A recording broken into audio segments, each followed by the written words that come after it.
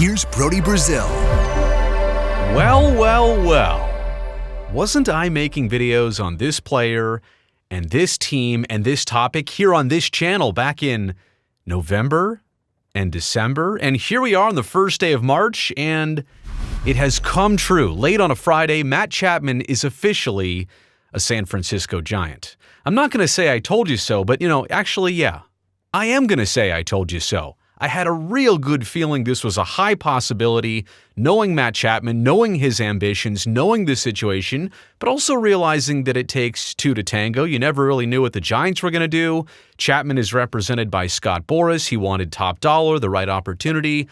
I'm so glad for Matt and for the team and for the Bay Area that all of this has come together. Matt Chapman is a San Francisco Giant for the next 3 seasons. This news just broke. I'll react to it. I'll give you some initial thoughts. Here are the basics. It's a 3-year contract, as reported by John Heyman, $54 million in total. The payout structure goes like this: $20 million for this year, $18 million for next year, and $16 million for the third and final season. Matt has opt-outs of the contract every single offseason. But I say this is good because it's all set up still with 3+ weeks of time during spring training. Yeah, Chapman and Blake Snell still out there. There's a couple marquee players which just took a really long time to find their teams for this season and beyond. But in Matt's case and in the Giants' case, there's still plenty enough time left of this spring training camp for him to get to know the team, feel like he's a big part of it, get comfortable, get all his swings, get all his reps, and he'll be ready as a Giant on opening day. So this is late, no doubt, but in the end, looking back, like by June and July, you'll never remember that Matt Chapman didn't play the first full week of spring training games. It also kind of makes you wonder, this is another domino to fall. Is there one more move for the Giants that they still might make? You can obviously pick your favorite names in terms of the free agents that are definitely still out there. But that's the basics on the contract for Chapman. And again, here's his backstory. He declined Toronto's qualifying offer of $20.3 million for this upcoming season. He wanted to become a free agent, so he did that for the first time in his career. And now, after a little bit of a delay, a 3-year deal, $20 million this season, and obviously some flexibility moving forward in San Francisco. He just won his 4th Gold Glove at third base in the American League. We also know he's got a platinum glove somewhere on his mantle. Who even knew that was a thing? Well, most did, but obviously he brought that to his resume several seasons ago with the A's. His defense is solid. Everybody knows that. Everybody, of course, is going to look at his bat and what it can do. He hit .255 during his time in Oakland, but just .226 across the last 3 seasons with Toronto. Now, some might also point out the hip injury that he suffered while as an athletic, and maybe the recovery is part of that and trying to get things right. The batting average has been lower than the career total recently. You could also chalk that up to playing on turf, playing indoors in Toronto. Who knows? A bunch of different things there, but the type of player, and most importantly, the type of person Matt Chapman is to a team, I think is what's ultimately important. Yeah, and also the Gold Glove caliber defensive play you're going to get at the hot corner.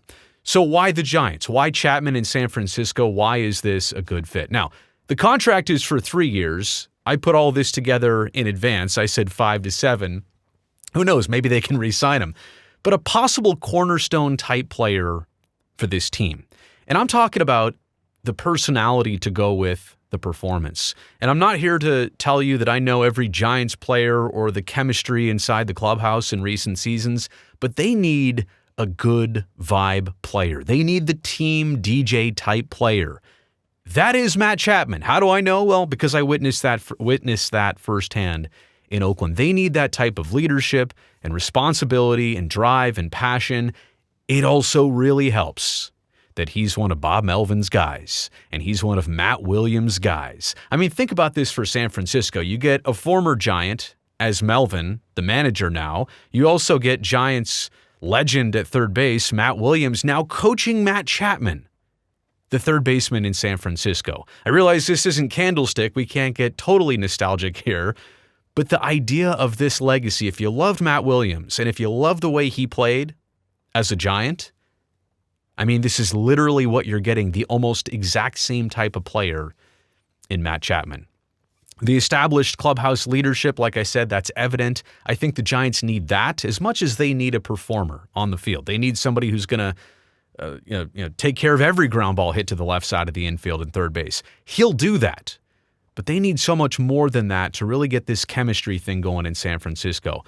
Third base, obviously, for the Giants is an important position that could use some stability. And I know everybody's going to say, well, what about Casey Schmidt? What about some others that could also play third base this season? You tell me somebody that's got the experience there like Matt Chapman, and I'll defer. But nobody does. And Schmidt and others, oh, by the way, this is kind of weird. March 1st, today, is Casey Schmidt's birthday. So he's probably out at a birthday dinner finding this out that Matt Chapman is joining the team. But look, there are other infield positions to be played. And I think that's just simply the case. Matt Chapman is going to be this team's third baseman for this year, for hopefully the next couple years. Let's hope the contract doesn't have any issues. He doesn't opt out and he stays in San Francisco and all goes well.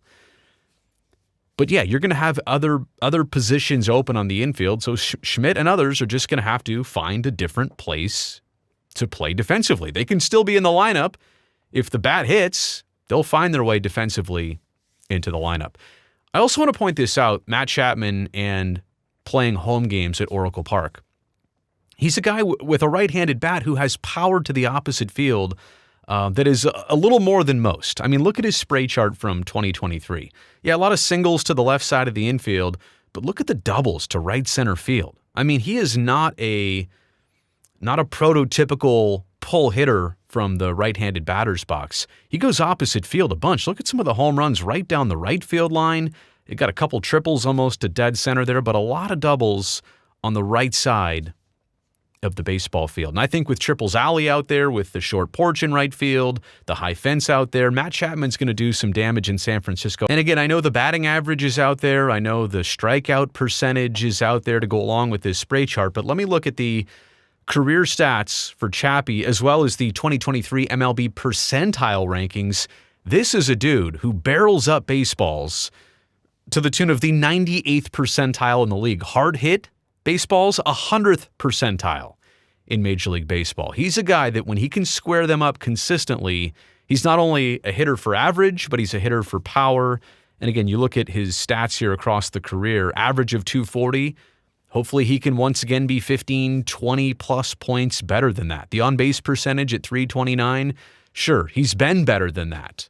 So hopefully with some health, with a fresh start in San Francisco, playing again outdoors on natural surfaces, you're going to get a very productive Matt Chapman defensively in the field, but also at the plate. And yeah, like I said, also as a Giant. San Francisco fans are going to love this guy. And I know how happy he must be right now, not only to get his deal done, but to go back and play for Bob Melvin. You talk about hiring in a new manager, hiring a manager that's kind of a magnet to good players. Well, here's one of them that kind of comes with the territory of Bob Melvin. Matt Chapman probably considered that greatly when he signed, where he signed, for how much he signed, and what he wants to do in San Francisco. Bob Melvin, Matt Williams, and company. And not only that, but the opportunity to play in California, the state he's from. I'm very excited for Matt Chapman. And yeah, I had a feeling this was going to happen. I had that instinct. I had that sense. I may have talked to some people in recent times just to kind of feel it out. Would he really like to do this? And the answer was obviously yes, but it's also a business, and they made it work. I'm happy for you, Matt Chapman, and I can't wait to see what you do with the Giants. You made it here to the end of the video. You know I appreciate that. Thumbs up down below. Also, don't forget to subscribe to the channel so I can definitely see you back here next time.